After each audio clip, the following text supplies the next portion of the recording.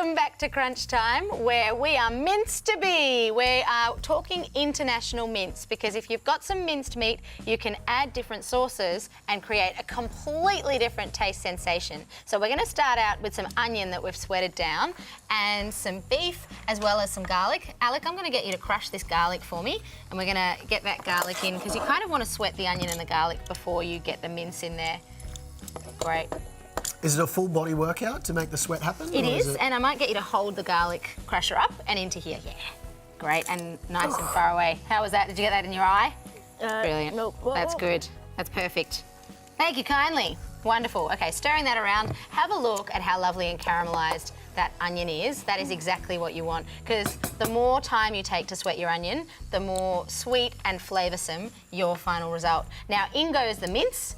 Wonderful. And of course, as always, the higher quality your mince or meat, the better the result. So I'm going to kind of crush that up.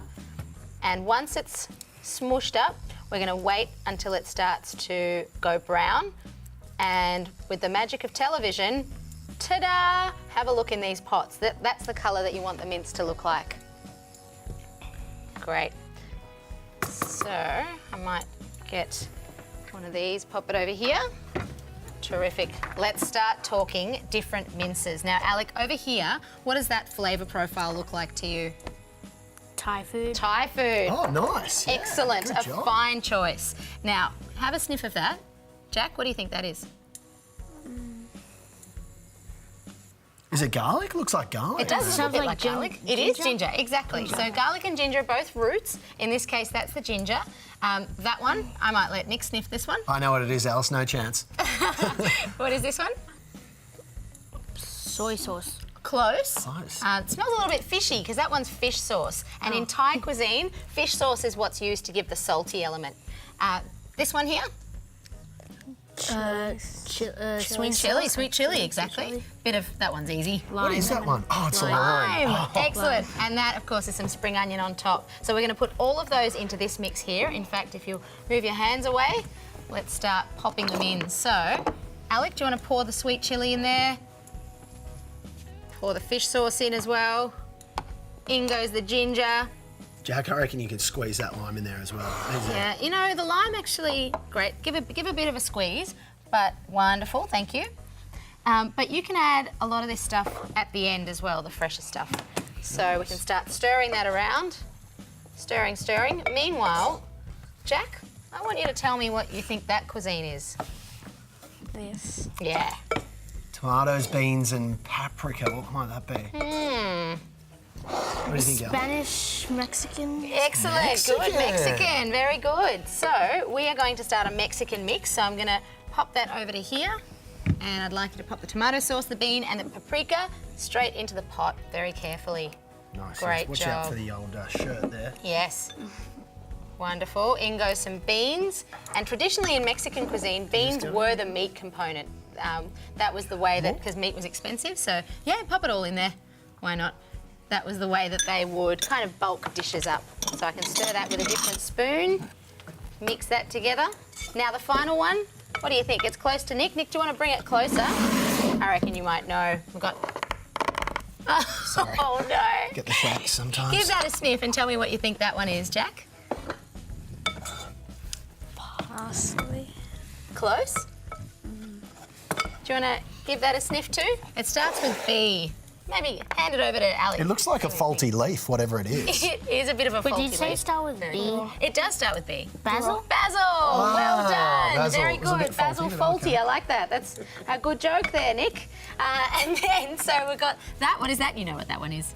Tomato, exactly. Yeah. And then these herbs, we're going to put all of those in. Oh, Move mind that those hands. aside. Hands back, boys. Hot Brilliant. pan, grown up Good. eyes. Grown up eyeballs. In it goes. Pour that in there, Jack. Nice. In go the herbs as well. This is an Italian herb mix, which might have oregano, chili, maybe a little bit of, do you want to pick that one in there? Yeah, a little bit of dried basil, some thyme maybe. Speaking of thyme, I reckon it might be time to start plating up. What do you think? Yep. Smelling good? Wonderful. Okay, let's do it. Which cuisine would you like first, Alice? Look, let's start with the Thai. Look at the tide. Now, Jack, we've already talked a little bit about Polish food. Where would you use mince in Polish cooking? Oh.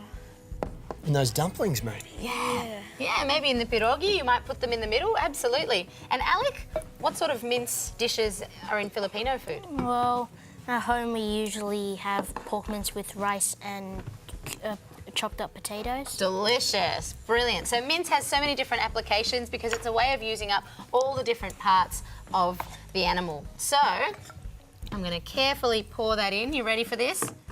In it goes. Yum. Oh, yum. And this is great as well if you've got some leftover mince in the fridge. You can do this the next day so it's been cooked through. Do you want to garnish that one for me, Alec? Just picked off the leaves. Yeah, pick the leaves. Do you know what that is? I'm going coriander there, Alice. Coriander is a fine choice, Nick. Exactly. It's hard though because that ginger.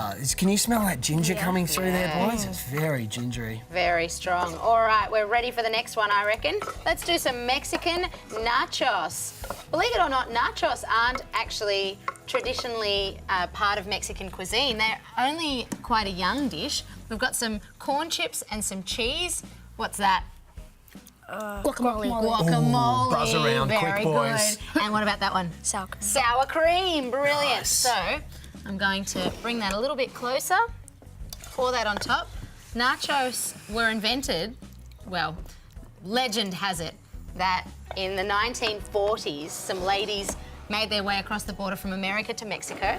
Start dressing that one with the guacamole and the sour cream. Get that on there. Guys, here we go, some spoons, guac, sour cream. You can use the bigger spoon if you want more sour Yeah, cream. absolutely. boys. All of it. And they went you to put the guacamole a on Mexican first, and restaurant, I'll put but it the was sour cream. closed. And they said to the Mexican chef, we'd like to eat something. He said, well, you know what, I'll see what I've got left over in the kitchen. So nachos are leftovers of all the other different traditional Mexican dishes. Sounds like a likely story, Alice, but I'm sure he said it in Spanish. Yes.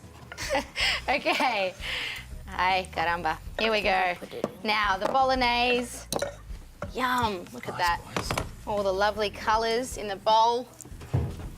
Jack, I'm going to get you to finish that one off with some parmesan and some chopped up parsley.